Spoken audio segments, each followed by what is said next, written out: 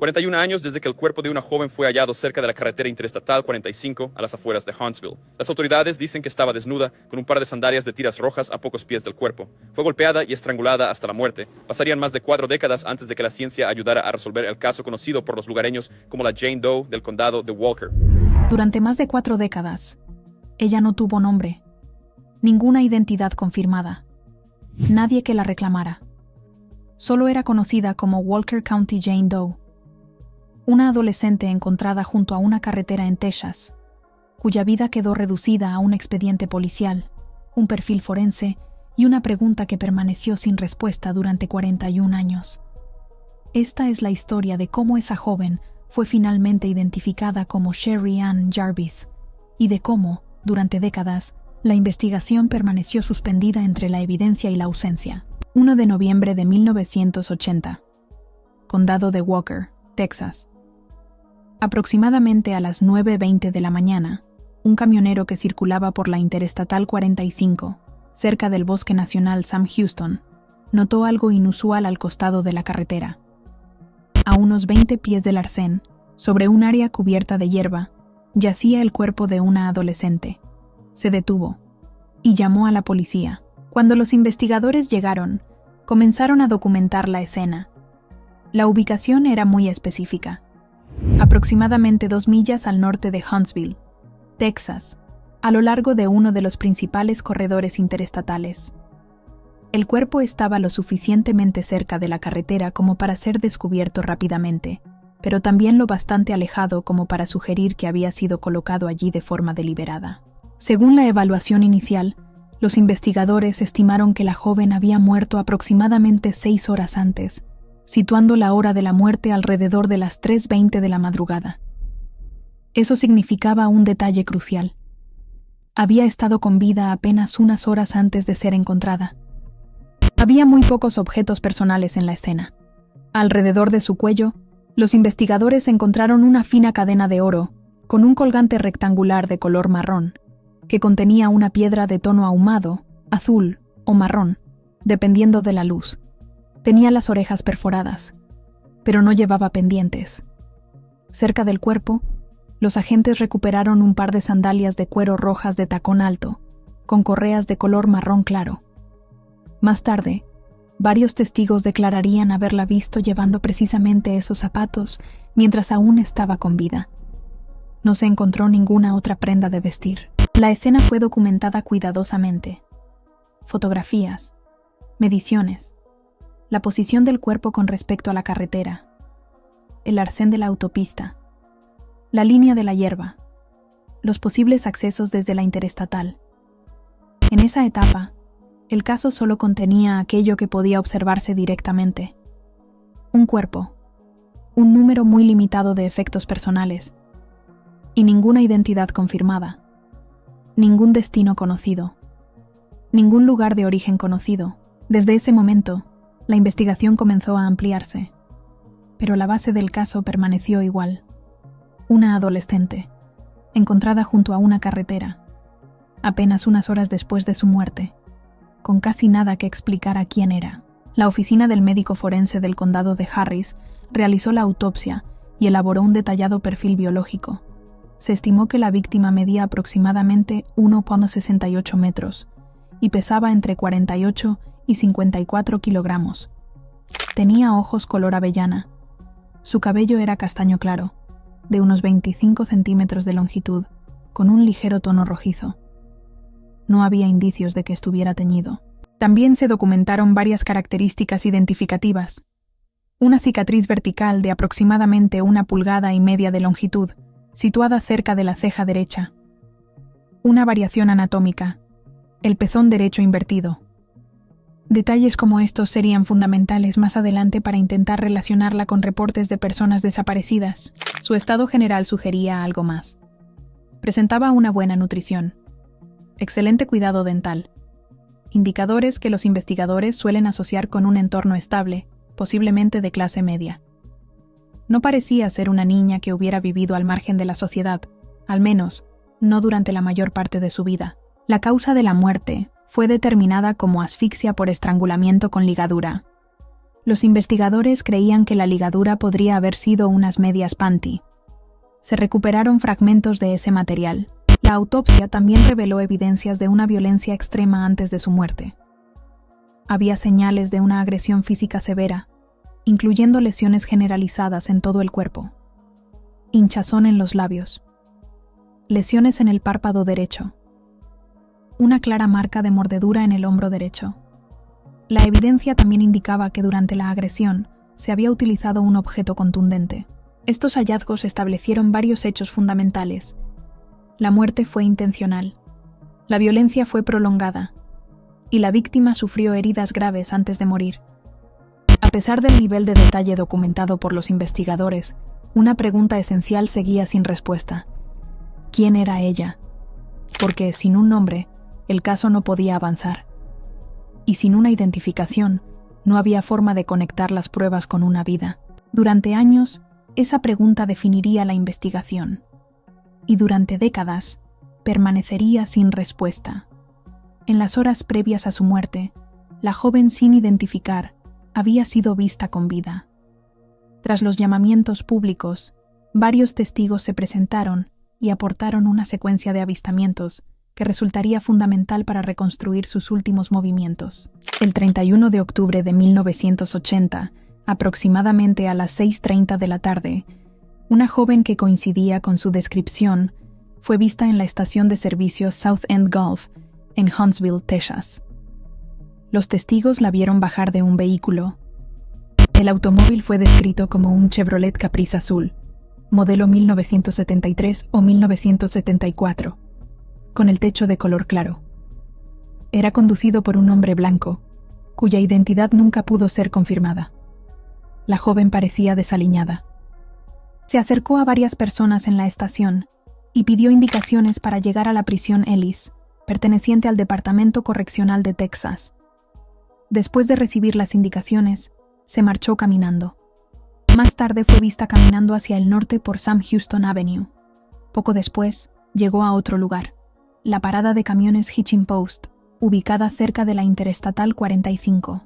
Una vez más, pidió indicaciones para llegar al mismo destino, la prisión Ellis. Esta vez explicó que tenía un amigo esperándola allí. Una camarera de la parada de camiones le dibujó un mapa y se lo entregó.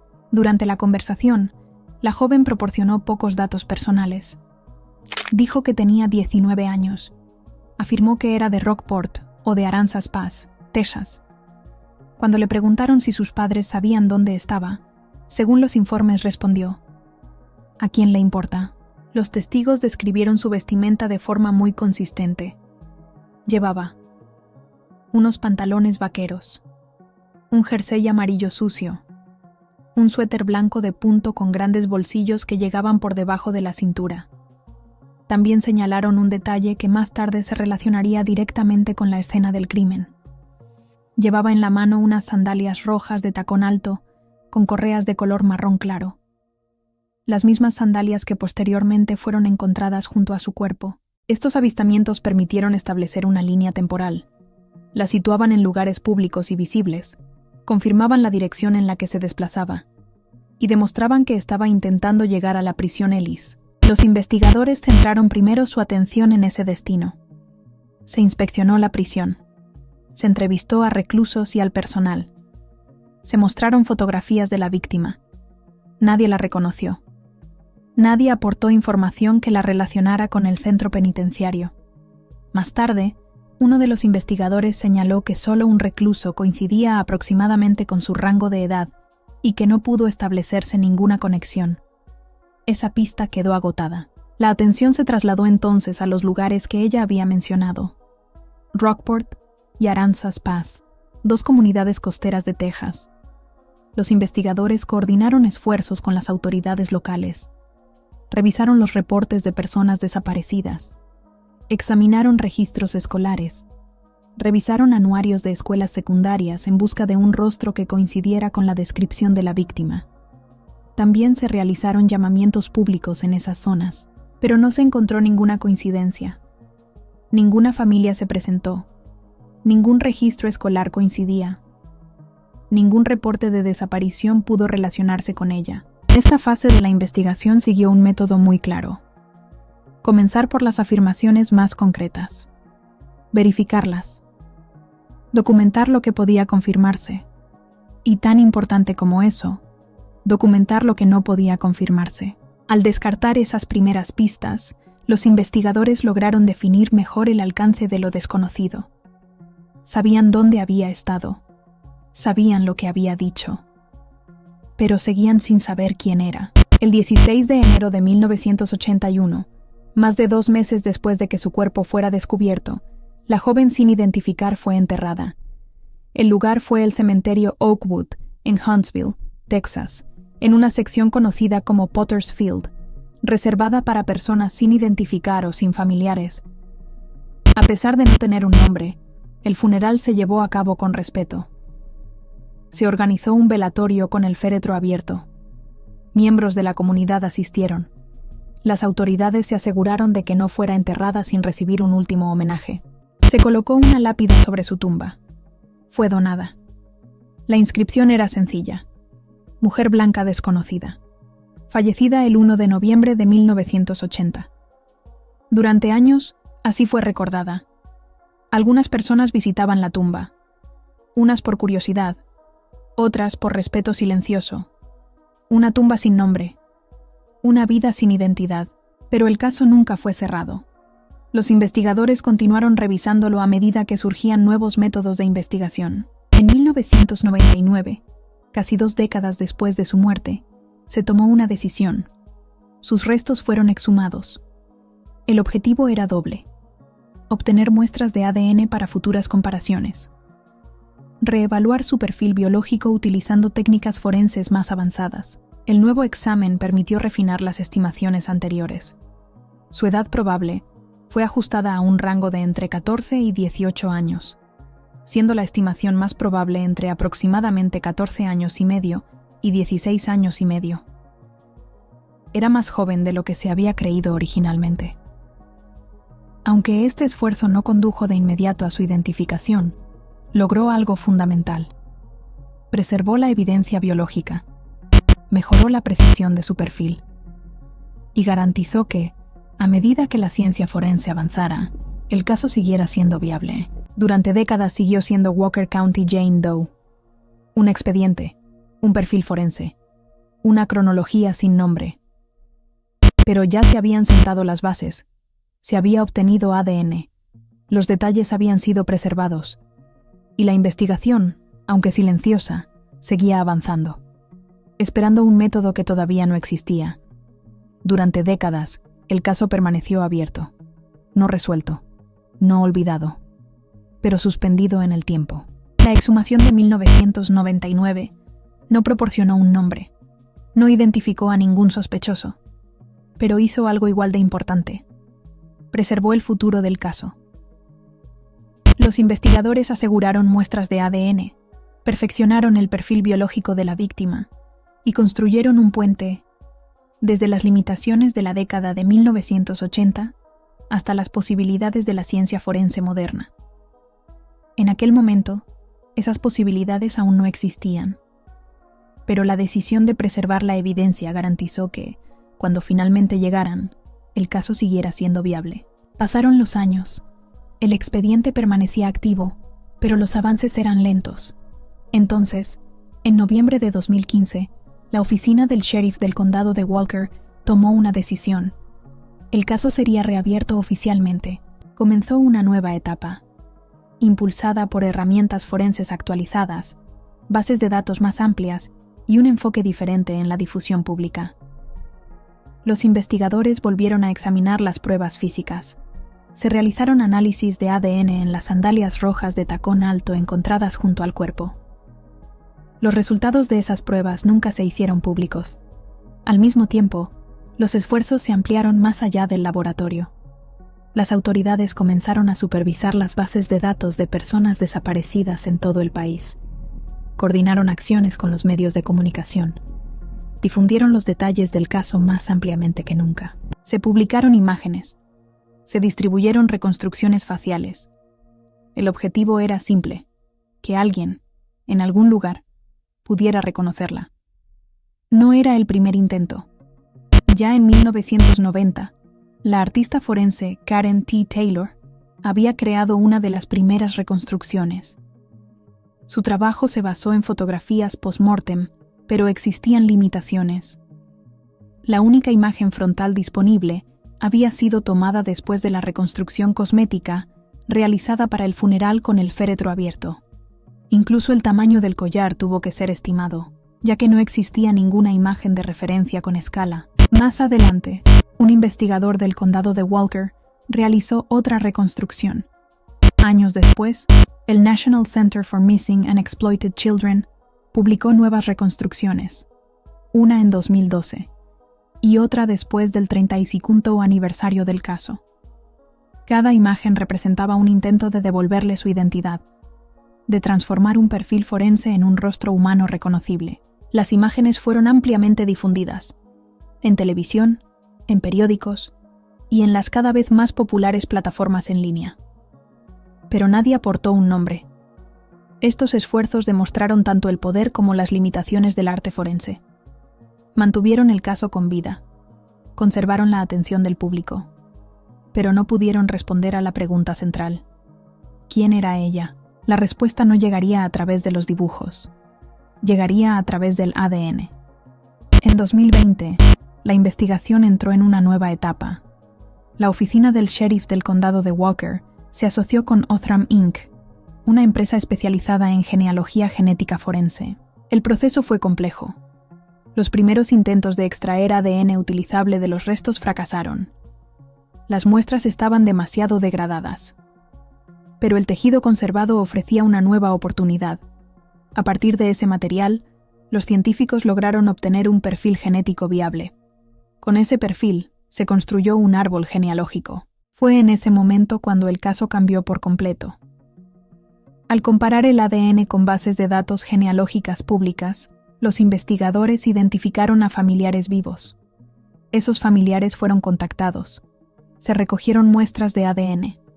Y la comparación confirmó lo que había permanecido desconocido durante más de 4 décadas. El 9 de noviembre de 2021, las autoridades hicieron el anuncio. Walker County Jane Doe por fin tenía un nombre. Era Sherry Ann Jarvis. Tenía 14 años. Se había fugado de Stillwater, Minnesota, en 1980. Antes del anuncio público, su identidad ya había sido confirmada discretamente.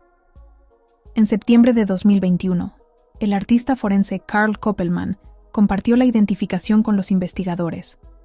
La noticia se retrasó para dar tiempo a notificar a la familia y para permitirles vivir su duelo.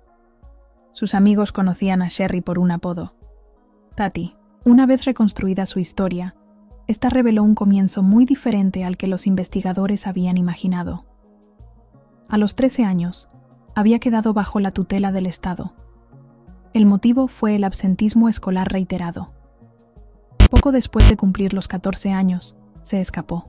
El último contacto conocido con su familia fue una carta, escrita desde Denver, Colorado, en agosto de 1980.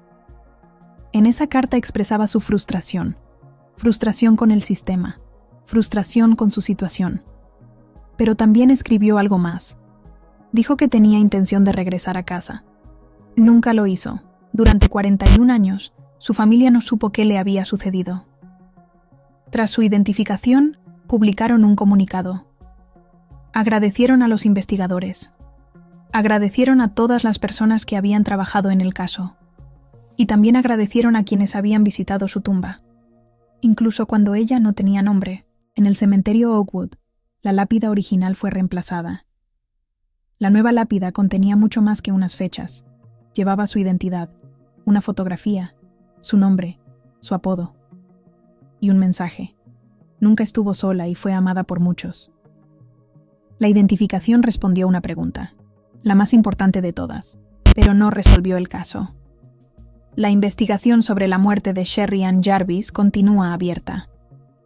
Ahora, sin embargo, avanza con algo que los investigadores nunca habían tenido antes: una identidad confirmada, un lugar de origen conocido y ADN que puede utilizarse para seguir nuevas pistas.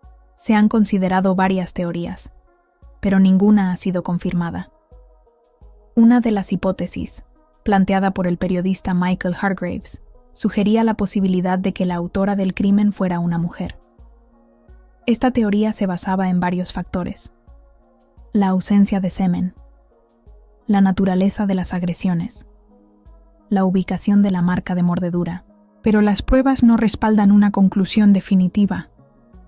Otros detalles complican esa teoría. El collar de la víctima permanecía en su cuerpo.